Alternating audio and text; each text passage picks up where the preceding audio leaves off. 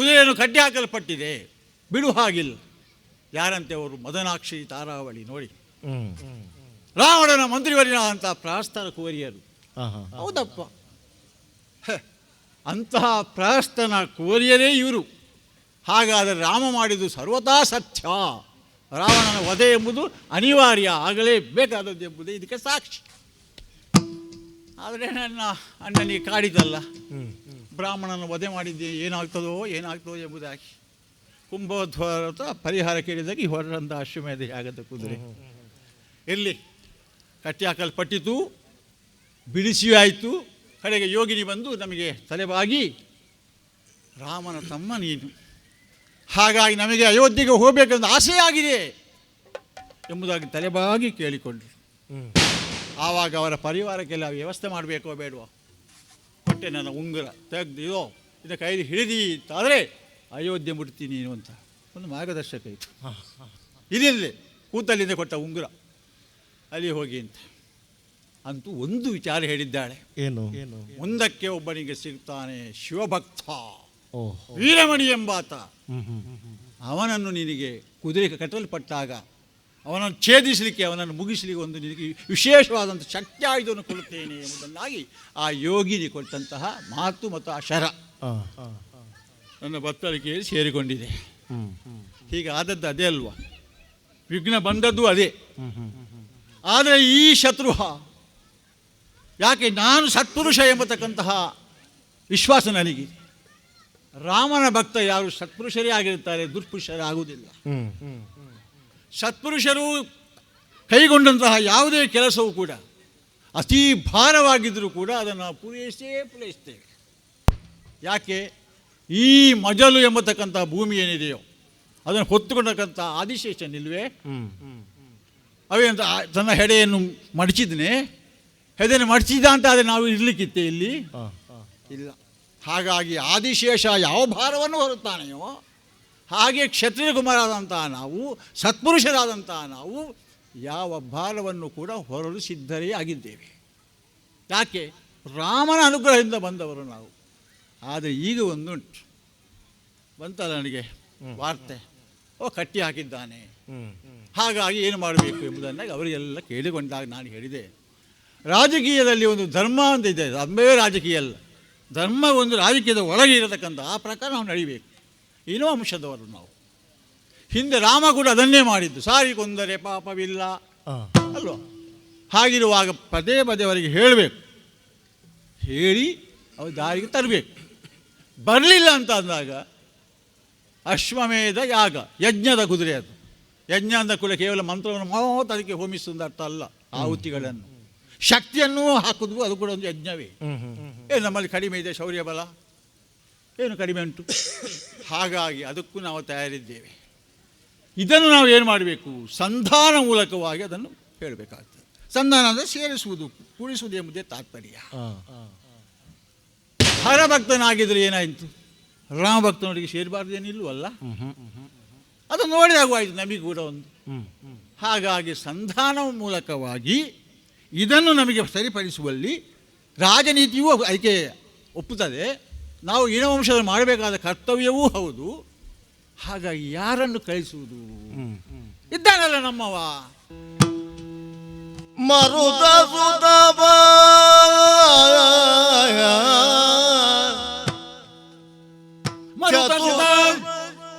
ಚತುರ ನೀನಗೆ ಚತುರ ನೀನಗೆ ತೆರಳು ಸಂಧಾನಕ್ಕೆ ನೃಪನೊಳಗ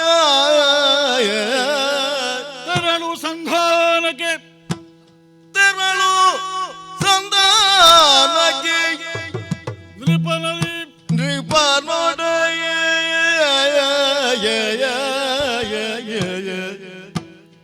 ತುರಗವ ಬಿಟ್ಟು ತುರಗವ ಬಿಟ್ಟು ಕಪ್ಪವನೇದಿರಲವನು ತುರಗವ ಬಿಟ್ಟು ಕಪ್ಪವನೇದಿರಲವನು ತುರು ದುರುಬಿ ಸೇನೆಯ ಸೇನೆಯ ದುರುಬಿ ಸೇನೆಯ ಬಂಧು ಬಾಂಧವ ತರಳರೊಳಗೂಡುತ್ತ ಶೈಮಿನಿಗೆ ಆ ಶೈಮಿನಿ ನಗರಕ್ಕೆ ಪುರಗೆ ಪೋಪಡೆ ಪೊರಡು ದುರಗೆಲ್ದೆನುದ ಬೇಳೆಂದ ಮರುತ ಸುತ ಪದ ಆ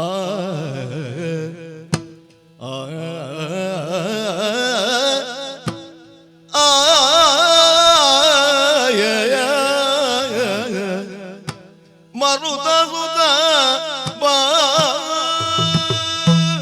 ಓ ಮರುತ ಸುತ ಶತ್ರುಘ್ನದೇವ, ಬಾಪ ಈ ಕಡೆ ಬಾ. ಬಂದಿದ್ದೇನೆ. ಮಾಯಾಪುರದಲ್ಲಿ ವಿಶೇಷವಾದ ಊಡಿಗೂ ನೀನು ನಾನು ಕೊಡಲಿಲ್ಲ ಎಂಬುದು ಬೇಸರ ನಿನ್ನಲ್ಲಿಲ್ವಲ್ಲ? ಇಲ್ಲಪ್ಪ, ಇಲ್ಲವೇ ಇಲ್ಲ. ನಮ್ಮನ ಪುಷ್ಕಳಾದಿಗಳೆಲ್ಲ ಒಳ್ಳೆ ಕೆಲಸ ಮಾಡಿದ್ದಾರಪ್ಪ. ಹ್ಮ್, ಅದು ನಿನಗೂ ಅಲ್ಲಿ ಮಾಡಬೇಕಾದ ಕೆಲಸ ಏನು ಇರಲಿಲ್ಲ ಎಂಬುದೇ ತಾತ್ಪರ್ಯ. ಸರಿ.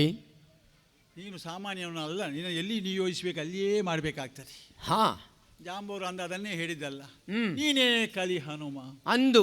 ಸಾಗರವ ದಾಂಟಲು. ಹ್ಮ್, ಆ ಜಾಂಬವರಿಗೆ ಗೊತ್ತು ನಿನ್ನ ಬಲ ಏನು ಎಂಬುದಾಗಿ. ಹ್ಮ್, ಅದಕ್ಕೆ ನಿನ್ನ ಬಗ್ಗೆ ವಿಶೇಷವಾದ ಭಕ್ತ ಕೋಟಿಗಳಿದ್ದಾರೆ. ಹ್ಮ್. ಜೈ ಆಂಜನೇಯ, ಜೈ ಹನುಮ. ಹಾ, ನಿನ್ನ ಬಗ್ಗೆ ಅಪಾರವಾದಂಥ ಭಕ್ತಿ ಗೌರವ. ಬುದ್ಧಿರ್ಬಲಂ ಯಶೋಧೈರ್ಯಂ ನಿರ್ಭಯತ್ವಂ ಮರೋಗತ ಹ್ಮ್. ಅಜಾಡ್ಯಂ ವಾಗ್ಬಡುತ್ತಂಚ ಹನುಮತ್ ಸ್ಮರಣಾತ್ ಭವೇತ್. ಜನಗಳು ನಿನ್ನ ಬಗ್ಗೆ ಇರತಕ್ಕಂಥ ಮಂತ್ರಗಳದು. ಸೂರ್ಯದೇವನ ಶಿಷ್ಯನಲ್ವೇ ನಾನು? ಹೌದಲ್ಲ, ಮಾತುಗಾರಿಕೆಯಲ್ಲಿ ಒಂದು ಬಿಂದು ಒಂದು ವಿಸರ್ಗ ವ್ಯತ್ಯಾಸ ಆಗಲಿಕ್ಕಿಲ್ಲ. ಹ್ಮ್. ಸ್ಪಷ್ಟವಾದಂತಹ ನುಡಿ, ಆ. ಎತ್ತರದ ನುಡಿ.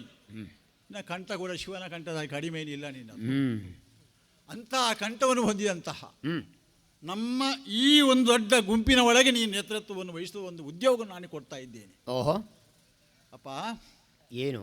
ವೀರಮಣಿಯಂತೆ, ಹಾ, ಹೌದಂತೆ. ಜ್ಯೋತಿರ್ಮೇಧ ಹ್ಮ್, ಅಲ್ಲಿ ಅರಸ, ಹ್ಮ್, ಮೇಲಾಗಿ ಶಿವನ ಭಕ್ತ, ಆ, ಶಿವನೇ ಅಲ್ಲಿ ಮನೆ ಮಾಡಿ ಕುಳಿತುಕೊಂಡಿದ್ದಾನಂತೆ. ಹ್ಮ್, ಆ ಇಕ್ಷುಮತಿಯ ವಿಶೇಷವಾದಂಥ ತಪಸ್ಸಿಗೆ ಮೆಚ್ಚಿ ಹ್ಮ್, ಮದುವೆಯಾಗಿದ್ದಾನಂತೆ. ಹ್ಮ್, ಅವನ ಪರಿವಾರ ಪ್ರಮಥ ಗಣಗಳೆಲ್ಲ ಅಲ್ಲೆಲ್ಲ ಓಡಾಡ್ತಾ ಇದ್ದಾರಂತೆ. ಸರಿ. ಆ ಅಹಂನಿಂದಾಗಿ, ಆ ಅಹಂಕಾರದಿಂದಲಾಗಿ ಹ್ಮ್, ಅವನು ನಮ್ಮ ಅಶ್ವಮೇಧ ಯಾಗದ ಕುದುರೆಯನ್ನು ಕಟ್ಟಿ ಹಾಕಿದ್ದಾನಂತೆ ಹನುಮಂತ. ಆ, ಕಟ್ಟಿ ಹಾಕಿದ್ದಾನೆ ಎಂಬುದ ಕಾರಣಕ್ಕಾದ ಅದರಲ್ಲಿರ್ತಕ್ಕಂಥ ಬರಹವನ್ನು ಓದಿಯೇ ಕಟ್ಟಿ ಹಾಕಿದ್ದಾನೆ ಎಂಬುದೇ ತಾತ್ಪರ್ಯವಲ್ವೇ? ಇರಬೇಕಲ್ಲ. ಓದಿದಾಗ ನಮ್ಮ ರಾಮನ ಬಗ್ಗೆ ವಿಶೇಷವಾದಂಥ ಉಲ್ಲೇಖಗಳನ್ನು ಕೊಡಲ್ಪಟ್ಟಿದೆ, ಓಹೋ. ಬರೆಯಲ್ಪಟ್ಟಿದೆ. ಹ್ಮ್, ಅದನ್ನು ನಾವು ಕಡೆಗಣಿಸಲಿಲ್ಲ. ಹ್ಮ್, ರಾಮ ಏನು ಹರಣೆ ಮೇಲೆ ಎಂಬತಕ್ಕಂತಹ ವಾದವನ್ನು ಅಲ್ಲಿಯೇ ಮಂಡಿಸಿದಾನೋ ಏನೋ. ಹಾ, ಅವನ ಸುಪುತ್ರರು ಇರುವರು ಶುಭಾಂಗ ರುಕ್ಮಾಂಗದು ಕಟ್ಟಿ ಹಾಕಿದ್ದಾರಂತೆ. ಆ, ಅದಕ್ಕೆ ಅಪ್ಪಯ್ಯನಾದ ವೀರಮಣಿಯ ಪೂರ್ಣವಾದಂಥ ರುಜು ಹ್ಮ್, ಸರಿ ಎಂಬುದಾಗಿ. ಹಾಗಾದ್ರೆ ಯಾರು ಅಹಂಕಾರ ಪಡ್ತಾರೆ ಅವರಿಗೆ ಏನು ಮದ್ದು ನಿನಗೆ ಗೊತ್ತುಂಟು. ಹ್ಮ್, ಬಾಳೆ ಎಲೆ ಅಹಂಕಾರ ಪಟ್ಟರೆ ಏನಾಗ್ತದೆ? ಉಂಡು ತಿಂದು ತೆಪ್ಪೆಗೆ ಉಂಡಿ ಹಾಕ್ತಾರೆ ಬಾಳೆ ಎಲೆಯನ್ನು. ಹಾಗೆಯೇ ಬೇವಿನ ಸೊಪ್ಪನ್ನು ಊಟ ಮಾಡೋ ತಟ್ಟೆ ಬದಿಯಲ್ಲಿ ಇಟ್ಬಿಡ್ತಾರೆ, ಅದು ಬೇಡ. ಅದು ಹ್ಮ್, ವೀಳ್ಯದೆಲೆ ತಿಂದು ಏನು ಮಾಡ್ತಾರೆ? ದಾರಿಯಲ್ಲಿ ಹೋಗಿ ತುಪ್ತಾರೆ, ಹ್ಮ್, ಅಹಂಕಾರದಿಂದ ಅದು. ಆದರೆ ಅಹಂಕಾರ ಇಲ್ಲದಂತಹ ತುಳಸಿ ಆ, ಶ್ರೀಹರಿಯ ಪಾದಕಮಲಕ್ಕೆ ಸೇರ್ತದೆ. ಸರಿ. ಹಾಗೆ ನೀನು ಹರಿಭಕ್ತನೇ ಅಲ್ವೇ? ಓಹೋ, ರಾಮ ಭಕ್ತ ನೀನು. ಹ್ಮ್, ಹಾಗಾಗಿ ಅಲ್ಲಿಗೆ ಹೋಗಬೇಕು, ಹ್ಮ್, ಸಂಧಾನದ ಮಾತುಗಳನ್ನು ಆಡಬೇಕು, ಹಾ, ರಾಜಧರ್ಮವನ್ನು ಅವನಿಗೆ ತಿಳಿಸಬೇಕು. ಹ್ಮ್, ಹಾಗಾಗಿ ನಮ್ಮೊಳಗೆ ಯುದ್ಧ ಸಲ್ಲದು. ಹ್ಮ್, ಯುದ್ಧ ಅನಿವಾರ್ಯ ಏನು ಅಲ್ಲ. ಹ್ಮ್, ರಕ್ತಪಾತವನ್ನು ಕಾಣಬೇಕೆಂದು ರಾಮನ ಇಚ್ಛೆ ಇಲ್ಲ. ಹ್ಮ್, ಬಂದಂತಹ ಕುದುರೆಯನ್ನು ಸ್ವಾಗತಿಸಿ ಹ್ಮ್, ತನ್ಮೂಲಕವಾಗಿ ನಾವು ಶರಣಾಗಿದ್ದೇವೆ ಎಂಬ ಕಾರಣಕ್ಕಾಗಿ ಒಂದಿಷ್ಟು ಕಪ್ಪವನ್ನು ಆ, ಕೊಡತಕ್ಕಂಥದ್ದು ಕ್ರಮ. ಹ್ಮ್, ಅದನ್ನು ನೀನು ಕೇಳಬೇಕು. ಹ್ಮ್, ಕೊಡುವುದಿಲ್ಲ, ಹೌದು. ತನ್ನ ದರ್ಪವನ್ನೇ ತೋರಿಸಿಕೊಡ್ತಾನೆ, ತೋರಿಸಿಕೊಟ್ರೆ? ಅಹಂಕಾರವನ್ನೇ ತೋರಿಸ್ತಾನೆ ಅಂತಂದಾಗ ಹ್ಮ್, ಅವನ ಎರಡು ಮುದ್ದು ಮಕ್ಕಳು ಶುಭಾಂಗ ರುಕ್ಮಾಂಗ ಇನ್ಯಾರು ಒಳಗಿದ್ದರೆ ಹ್ಮ್. ಹಾಗೆ ಅವನ ಬಂಧು ಬಾಂಧವರು ಎಲ್ಲರನ್ನು ಕೂಡ ಶೈಮಿಯ ನಗರ ಕಳಿಸ್ಕೊಡ್ತೇನೆ, ಜಾಗ್ರತೆ ಅಂತ ಹೇಳಬೇಕು. ಅಷ್ಟು ಹೇಳಬೇಕು. ಅಷ್ಟು ಹೇಳಬೇಕು. ನನ್ನ ಮಾತು ನಿನ್ನ ಬಾಯಲ್ಲಿ ಬರಬೇಕು. ಅಷ್ಟು ಹೇಳಿ ಉತ್ತರ ಪಡೆದು ಇಲ್ಲಿ ಬರಬೇಕು. ಬರಬೇಕು. ಹೌದು. ನಮಗೆ ರಾಮನ ಆಜ್ಞೆಯೊಂದೇ, ರಾಮಾನುಜನ ಆಜ್ಞೆಯೊಂದೇ. ಅಷ್ಟು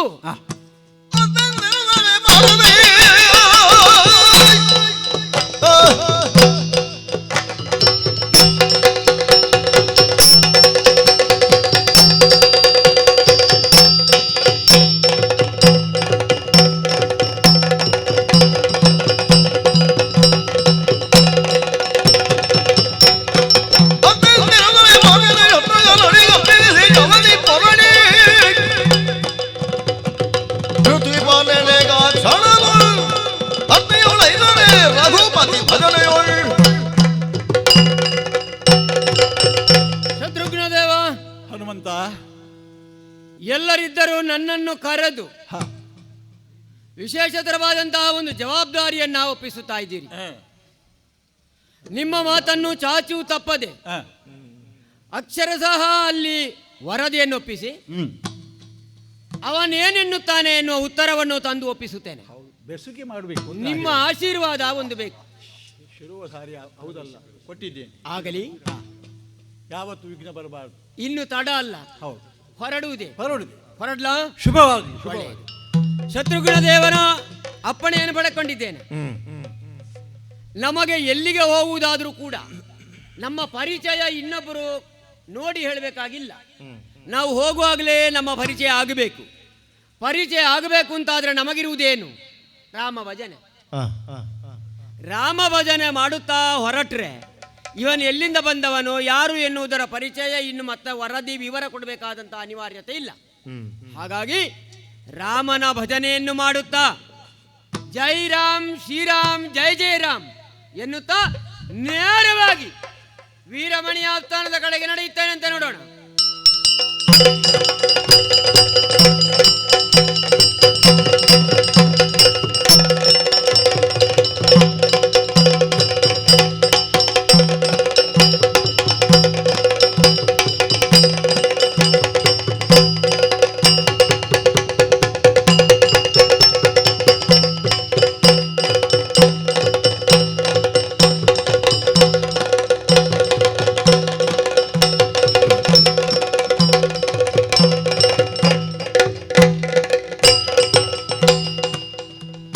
ವೀರಮಣಿ ಆಸ್ಥಾನದಿ ವಿಸ್ತಾರವ ಏರಿ ಕುಳಿದಿರೆ ಮೋದದಿ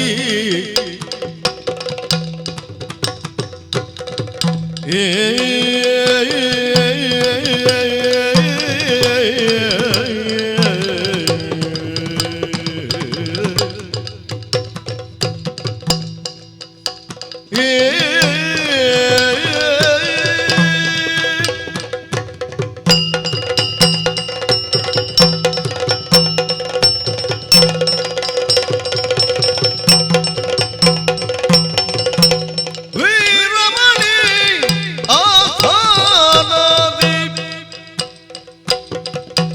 ವಿಸ್ತಾರವ ಏರಿ ಕುಳಿತಿರೆ ಮೋದದಿಯೇ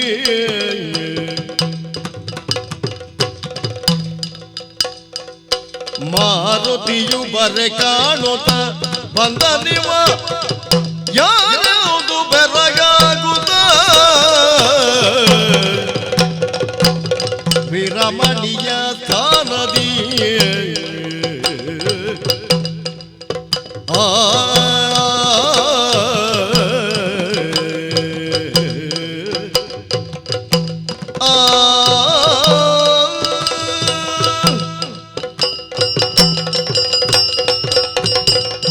ಭಗವಾನ್ ಶಂಕರನೇ ಪರಿಪಾಲಿಸು. ಈ ಪವಿತ್ರವಾದಂತಹ ಜ್ಯೋತಿರ್ಮೇಧಪುರವನ್ನು, ಪರಂಪರಾಗತವಾದಂತಹ ಆಡಳಿತದ ಅಧಿಕಾರವನ್ನು ವರ್ತಮಾನ ಕಾಲದಲ್ಲಿ ಪಡೆದುಕೊಂಡು ಈವರೆಗೆ ಹಿರಿಯರು ನಡೆಸಿಕೊಂಡು ಬಂದಂತಹ ಯಾವ ಆದರ್ಶ ಇದೆಯೋ ಅದನ್ನು ಜೀವನದಲ್ಲಿ ಪಾಲಿಸುತ್ತಾ ಪ್ರಜಾರಂಜಕನಾಗಿರುವ ಈ ವೀರಮಣಿ ಪ್ರಜೆಗಳ ಕ್ಷೇಮವನ್ನೇ ಸದಾ ಬಯಸುತ್ತಾ ಇದ್ದೇನೆ. ರಾಜ್ಯದ ಅಧಿಕಾರವನ್ನು ನೋಡುವಾಗ ರಾಜನ ಕಿರೀಟದಲ್ಲಿ ಎಷ್ಟು ರತ್ನ ಉಂಟು ಎನ್ನುವುದನ್ನು ಲೆಕ್ಕ ಹಾಕುವುದಲ್ಲ, ರಾಜನ ಸೈನ್ಯ ಎಷ್ಟು ದೊಡ್ಡದು ಅಂತ ಲೆಕ್ಕ ಹಾಕುವುದಲ್ಲ, ರಾಜನ ಭಂಡಾರದಲ್ಲಿ ಎಷ್ಟು ಸಂಪತ್ತುಂಟು ಎನ್ನುವುದನ್ನು ಲೆಕ್ಕ ಹಾಕುವುದಲ್ಲ, ರಾಜ್ಯದ ವಿಸ್ತಾರ ಎಷ್ಟು ಎನ್ನುವುದು ಕೂಡ ಗಣನೆಗೆ ಬರುವುದಿಲ್ಲ. ರಾಜ್ಯದ ಪ್ರಜೆಗಳು ಸುಖಿಗಳಾಗಿದ್ದಾರೋ ಎನ್ನುವುದು ಮುಖ್ಯ. ನೋಡಿ, ಹಿರಿಯರು ಹೇಳುವಾಗಲೇ ಪ್ರಜೆಗಳು ಅಂತ ಹೇಳಿದರು. ಪ್ರಜಾ ಅಂದ್ರೆ ಏನು? ಪ್ರಜಾ ಅಂದರೆ ಮಕ್ಕಳು ಅಂತ ಅರ್ಥ. ರಾಜನಾದವನು ತನ್ನ ರಾಜ್ಯದ ಎಲ್ಲ ಪ್ರಜೆಗಳನ್ನು ಕೂಡ ತನ್ನ ಮಕ್ಕಳಂತೆಯೇ ಓಲೈಸಬೇಕು, ಪಾಲಿಸಬೇಕು, ಲಾಲಿಸಬೇಕು ಅಂತ ಉಂಟು. ಹಾಗಾದರೆ ತಂದೆ ತಾಯಿಗಳು ಮಕ್ಕಳನ್ನು ಯಾವ ರೀತಿಯಾದಂತಹ ಒಂದು ವಾತ್ಸಲ್ಯದಿಂದ ನೋಡಿಕೊಳ್ಳಬೇಕೋ, ಸದಾ ಅವರ ರಕ್ಷಣೆ ಮತ್ತು ಏಳಿಗೆಯನ್ನು ಬಯಸಬೇಕೋ, ಅದನ್ನು ಬಯಸಬೇಕಾದದ್ದು ರಾಜನಾದವನಿಗೆ ಕರ್ತವ್ಯ ಅಂತ ಹೇಳ್ತಾರೆ. ಏನು ಹಾಗಾದರೆ ತಾಯಿ ತಂದೆಯರ ಭಾವನೆಯಲ್ಲಿ ವಿಶೇಷ ಒಂದು ಬಗೆಯ ಹೃದಯ ವೈಶಾಲ್ಯ.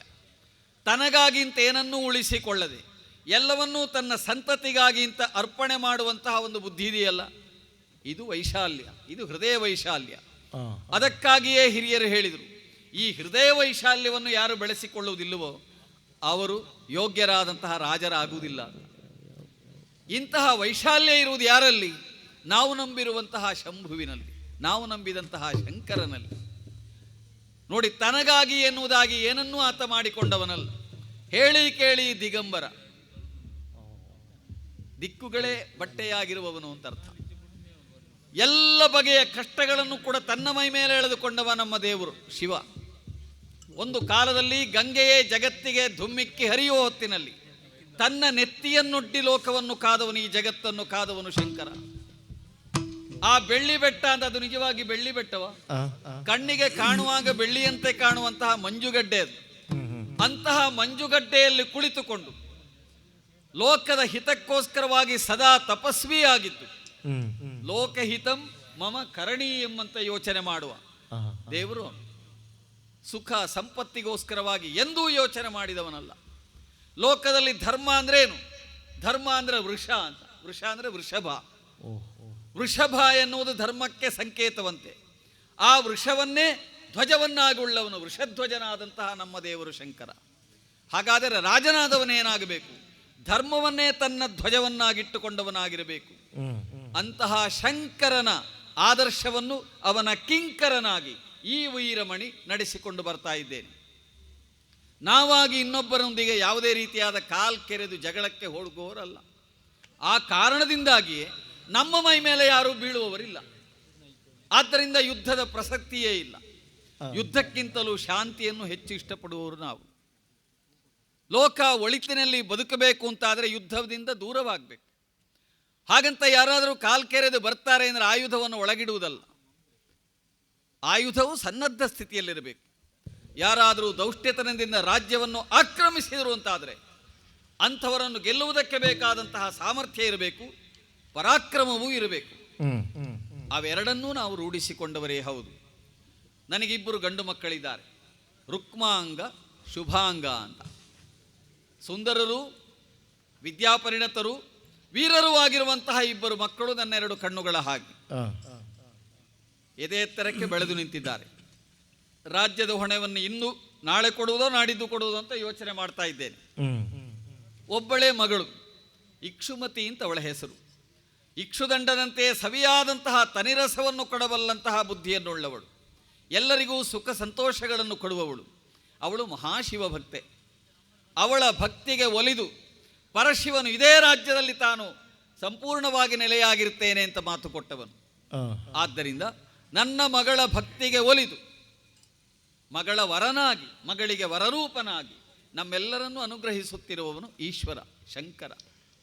ಅವನ ಭಕ್ತಿಯನ್ನು ಮಾಡುತ್ತಾ ರಾಜ್ಯವನ್ನು ಸುಕ್ಷೇಮದಿಂದ ಪಾಲಿಸುತ್ತಾ ಇರುವಂತಹ ಈ ಸಮಯದಲ್ಲಿ ಮಕ್ಕಳು ಬಂದು ಹೇಳಿದ್ರಲ್ಲ, ಯಾವುದೋ ಒಂದು ಯಜ್ಞದ ಕುದುರೆ ಉತ್ತರದ ದಿಕ್ಕಿನಿಂದ ಈ ಕಡೆಗಾಗಿ ಸಾಗಿ ಬಂದಿದೆ. ಆ ಯಜ್ಞದ ಕುದುರೆ ಹಣೆಯಲ್ಲಿರುವಂತಹ ಲಿಖಿತದ ಪ್ರಕಾರ ಆ ಯಜ್ಞಾಶ್ವದ ಪಾದಕ್ಕೆ ಕಾಣಿಕೆಯನ್ನು ಕೊಟ್ಟು ಅನುಸರಿಸಿಕೊಂಡು ಬರಬೇಕು. ಇಲ್ಲ ಅದನ್ನು ಕಟ್ಟುತ್ತೇವೆ ಅಂತ ಇದ್ದರೆ ಕುದುರೆಯ ಬೆಂಗಾವಲಿಗೆ ಬಂದಂತಹ ಯೋಧರೊಂದಿಗೆ ಹೋರಾಟವನ್ನು ಮಾಡಬೇಕು ಅಂತ. ಹುರಿಮಿಸೆಯ ತರುಣರು ನಮ್ಮ ಹುಡುಗರು ಬಿಡ್ತಾರ? ಆತ್ಮವಿಶ್ವಾಸ. ಆದ್ದರಿಂದಲೇ ಹಣೆಯ ಲಿಖಿತವನ್ನು ಓದಿದ ಮಾತ್ರಕ್ಕೆ ಕೆಚ್ಚದೆಯ ಮಂಟರಾದಂತಹ ನಮ್ಮ ಮಕ್ಕಳು ಆ ಅಶ್ವವನ್ನು ಕಟ್ಟಿದ್ದಾರೆ. ಮತ್ತೆ ಬಂದು ಹೇಳಿದ್ದಾರೆ, ಒಳ್ಳೆಯದನ್ನೇ ಮಾಡಿದ್ದೀರಿ ಅಂತ ಹೇಳಿದೆ. ಅಲ್ಲದಿದ್ದರೆ ಹೇಡಿಗಳಂತೆ ಕಪ್ಪ ಕಾಣಿಕೆಯನ್ನು ಕೊಟ್ಟು ಆ ಸೈನ್ಯದ ಹಿಂದೆ ಬಾಲವಾಗಿ ಹೋಗುವುದಕ್ಕಿಂತ, ಹಿಂಬಾಲಕರಾಗಿ ಹೋಗುವುದಕ್ಕಿಂತ ನಮ್ಮ ರಾಜ್ಯದ ಸ್ವಂತಿಕೆಯನ್ನು ತೋರಿಸಿಕೊಡುವುದಕ್ಕೆ ಒಂದು ಅವಕಾಶ ಸಿಕ್ಕಿತು ಅಂತ ನಮ್ಮ ಮಕ್ಕಳು ಯೋಚನೆ ಮಾಡ್ತಾರೆ ಅಂತ ಆದರೆ ನಮ್ಮ ಮಕ್ಕಳು ಸರಿಯಾದ ದಾರಿಯಲ್ಲಿದ್ದಾರೆ ಅಂತ ಅರ್ಥ. ಅಂತಹ ಒಂದು ಆತ್ಮ ಅಭಿಮಾನ ಮಕ್ಕಳಲ್ಲಿ ಉಂಟು ಅಂತಾಯಿತು. ಅದಕ್ಕಾಗಿ ಮೆಚ್ಚುಗೆಯನ್ನು ಸೂಚಿಸಿದ್ದೇನೆ. ನಮ್ಮ ಸೈನ್ಯ ಸನ್ನದ್ಧ ಸ್ಥಿತಿಯಲ್ಲಿರುವಂತೆ ಆಜ್ಞೆ ಮಾಡಿದ್ದೇನೆ. ಅದು ಯಾರು ಬರ್ತಾ ಇರೋ ಹಾಗೆ ಕಾಣ್ತಾ ಉಂಟು. ತರುಜರನು ಇವನೇನು ತಲಿಗೆ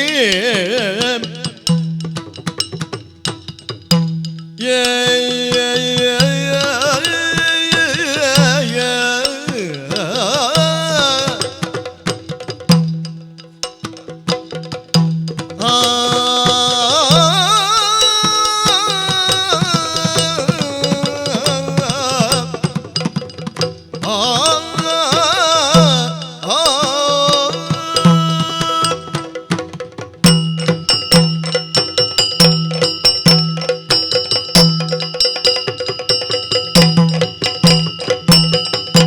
ತರುಜರನು ಇವ ಎನ್ನುತ್ತಲಿಗೆ ಮನ್ನಿಸದೆ ಮನ್ನಿಸದೆ ಇರಲು ನನದಲ್ಲಿ ಧರಣಿ ಪಾಲನ ಇದಿರೊಳು ಧರಣಿ ಪಾಲನ ಇದಿರೊಳು ಮಂಡಿಸಿದ ಮಂಡಿಸಿದ ಮಂಡಿಸಿದ ಮಾರುತ ತವ ಮುದದೊಳು ತರುಜರನು ಇವನೆನುದಲಿ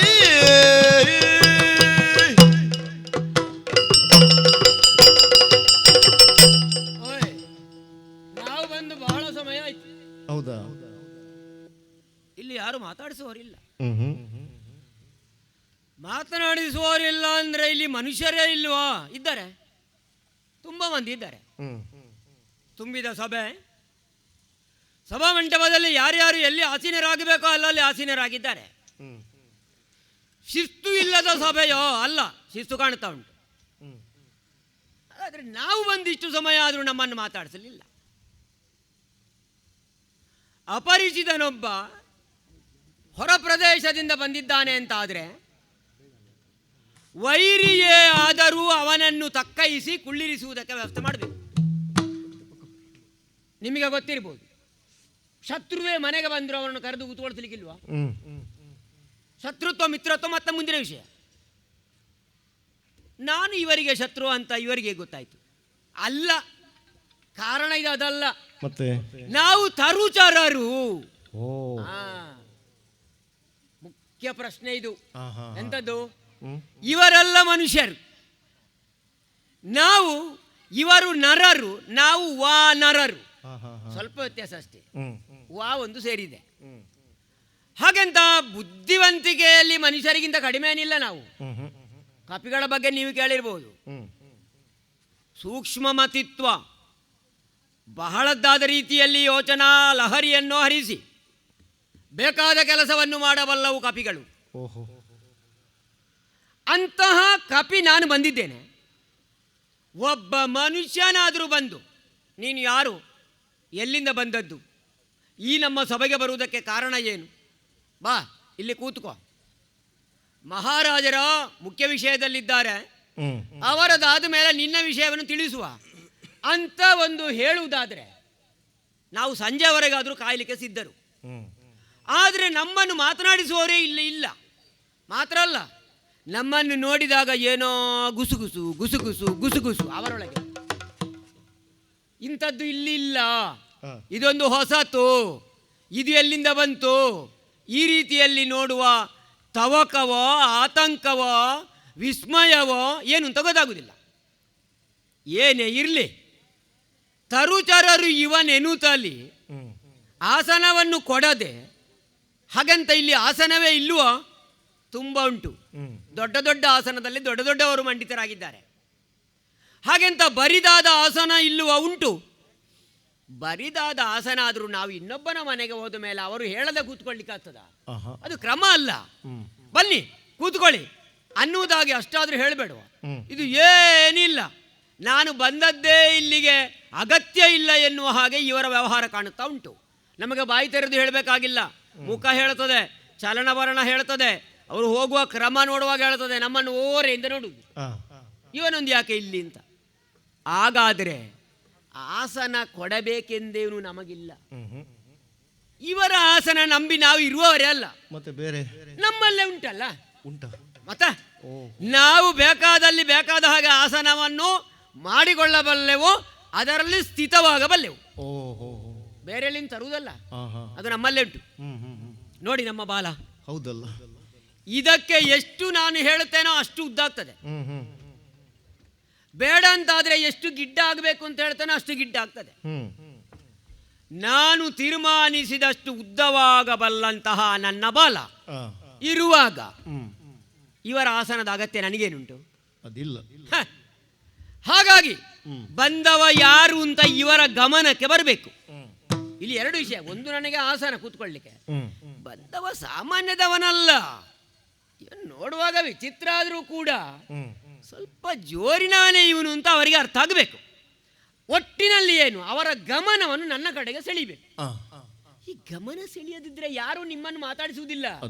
ನಾವು ಗಮನ ಸೆಳೆಯದಿದ್ರೆ ನಮ್ಮನ್ನು ಲೆಕ್ಕದಿಂದಲೇ ಬಿಡುವುದು.